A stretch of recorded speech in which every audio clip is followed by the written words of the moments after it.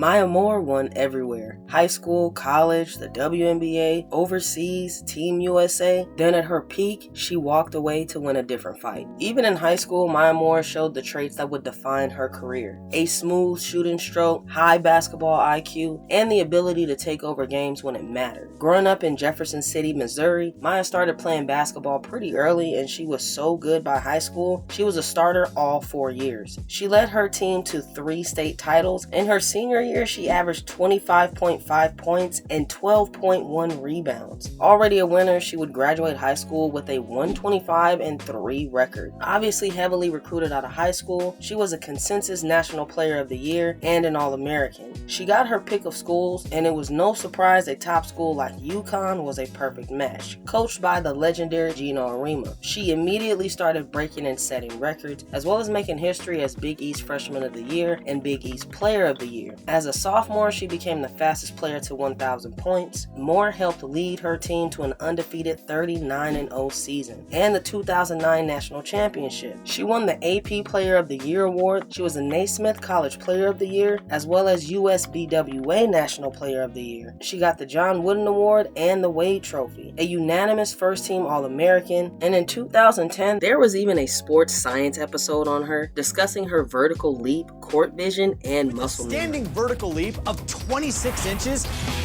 and she also leads her team in steals. And there's the steal.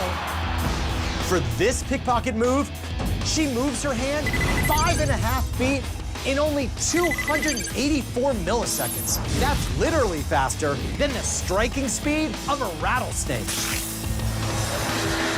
In her junior year, it was more of the same. Moore led her team to a second straight undefeated season and the 2010 National Championship. As a senior, she had career highs in points, assists, and steals, and named Player of the Year. And UConn was upset in the Final Four, but she was still earning awards that showed how elite and ahead of her class she was. She won her second Naismith College Player of the Year, her third straight Wade Trophy, leaving college heavily decorated in sports, but also recognized academically, with 2 academic All-America of the Year awards. The attention and magnitude of her college career could not be overstated. She was literally the first female athlete to be signed to the Jordan brand. She is the winningest player in NCAA history. Over her 4 years, she had a 150-4 record, leading UConn on a record-setting 90-game win streak. So obviously, starting her professional career, she was selected number 1 overall by the Minnesota Lynx. The Lynx were putting the finishing touches on the championship roster they'd been building over the years, already filled with stars like Simone Augustus, Lindsay Whalen, and Rebecca Brunson. Usually number 1 picks are sent to rebuilding teams, but the Lynx were on their way up when Moore arrived. It just allowed her to play her game and her role. She didn't have to do it all, so her expertise and ability to fill any role came in handy behind the floor general Lindsay Whalen, their go-to scorer in Simone Augustus, and defensive anchor in Rebecca Brunson. So Maya got to do her thing and earned Rookie of the Year doing so, while at the same time a key piece to the Lynx championship run in her first year. 2012 saw Moore start to put her stamp on the league, helping the Lynx to the finals, even though they would fall short to the Tamika Catchings-led Indiana Fever. In 2013, she elevated her game once more, helping the Lynx to the best record in the WNBA, finishing at 26-8. The Lynx swept through the playoffs, winning their second WNBA championship. Moore was named WNBA Finals MVP, leading her team in scoring 2 out of the 3 games in the finals, averaging 20 points in the postseason. 2014 would be an excellent year for Maya Moore. She started the season by scoring 30 or more points in 4 consecutive games, followed her career-high 48-point game with another 40-point game just a week later. She led the league in points that season, averaging 23.9 points. Minnesota entered the playoffs as the number 2 seed in the Western Conference, and as much as Maya had a terrific season, the Lynx would fail to make it to the finals that year. In 2015, Moore was on another tear, ultimately finishing second in MVP voting. She won All-Star MVP that year after scoring a record 30 points. The Lynx were first place in the Western Conference, and they still had a hunger for another championship after losing the year prior. With the addition of Sylvia Fowles at the center, the Lynx advanced all the way to the finals. Game 3 versus Indiana, with the series tied and the game tied at 77-all, they inbound in front of Indiana's bench. Whalen couldn't really get to the rolling Sylvia Fowles, and while Maya Moore was supposed to be a decoy, she actually popped out to the top, Whalen hit her, and she got one of the craziest game winners in WNBA history. The youngest vet in the core four, Moore was piling onto her championship pedigree and legacy with that game winner. She would go off for 20 points in Game 4, even though they would lose to Indiana. Game 5 saw them return to Minnesota, and the Lynx won their third WNBA championship in 5 years, getting their redemption by beating the Indiana Fever 3-2. 2016 ended up being special because the WNBA named their top 20 players in the WNBA's history on their 20th anniversary. And Maya Moore was the youngest player to be named to this group. It just showed how much of an impact she had on the league just in that short amount of time. Now, as far as the Lynx playing, they would actually lose to the Sparks in the finals, which would actually make 2017 all the sweeter. She would make the WNBA All-Star game in 2017, as well as taking home the MVP again. And really, Sylvia Fowles had become the focal point of the Lynx offense, so Moore became the second highest scorer, averaging around 17 points a game. Again, they would make it to the finals and get their revenge on the Los Angeles Sparks, and that's the height Maya Moore kind of went out on. 2018 was a good year for Maya Moore, but the league and Father Time were definitely catching up to the Lynx. This was the first season in 8 years they would lose in the first round of the playoffs. It's also quickly important to note that Maya Moore is one of the defining players that played overseas in the WNBA offseason. The same year she was drafted to the Lynx and won a championship, she helped the Spanish club Ros Casares Valencia win its first EuroLeague championship. The following year, she would join the Chinese Basketball Women's Association, helping her team rattle off 10 straight wins. She was over there pulling off 60-point games, helping Shangzi win 2 additional championships, again piling onto her international lore and legacy. She would also win a 2018 EuroLeague championship with the Russian basketball club. In February of 2019, Moore wrote for the Players Tribune that she would miss the upcoming season to focus on family and her ministry dreams. In January of 2020, she announced that she would once again miss the upcoming WNBA season as well as the 2020 Olympics. She was more specifically focused on her advocacy for criminal justice reform, more directly the release of Jonathan Irons. She ended up taking a sabbatical from basketball, helping secure his release. I try to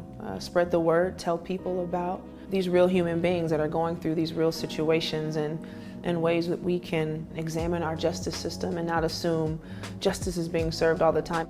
Ultimately, this did turn into a beautiful love story and the retirement from basketball for Maya Moore.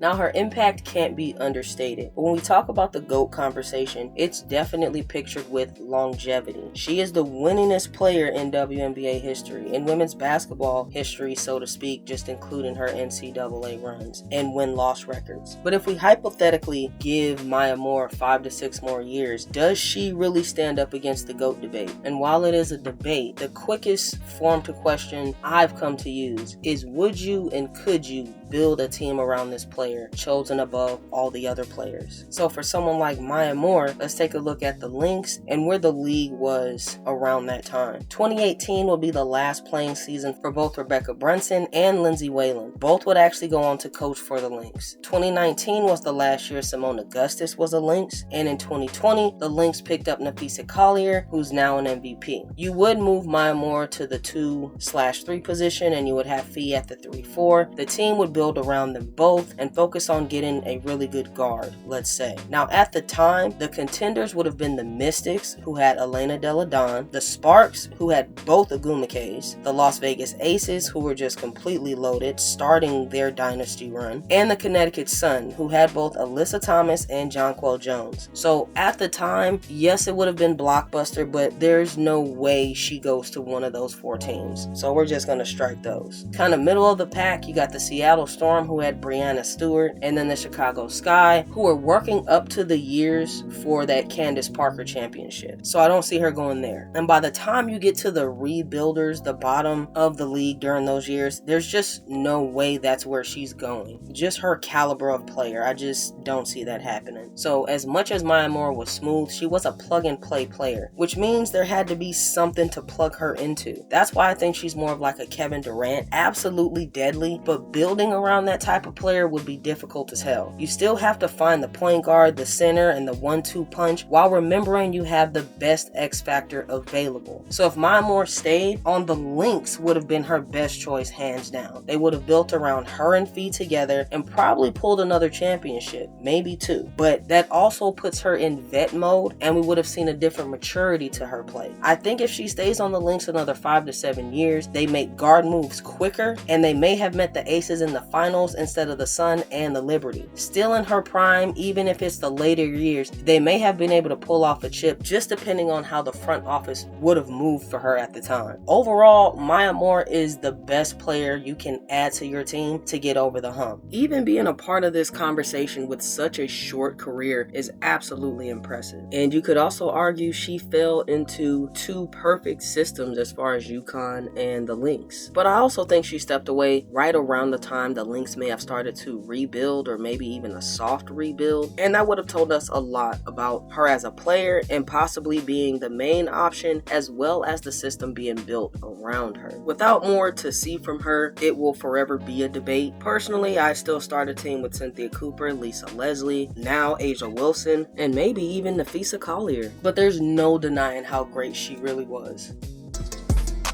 Don't forget to like and subscribe, players.